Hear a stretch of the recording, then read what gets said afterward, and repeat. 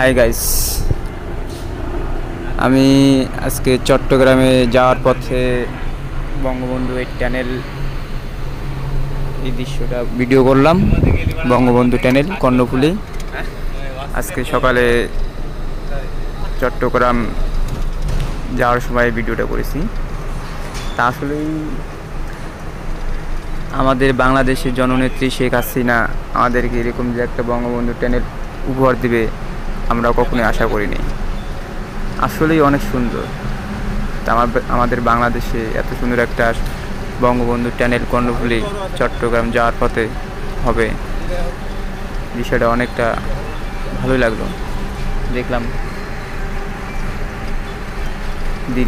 পুরা ভিডিওটা এপার থেকে ওপার পর্যন্ত।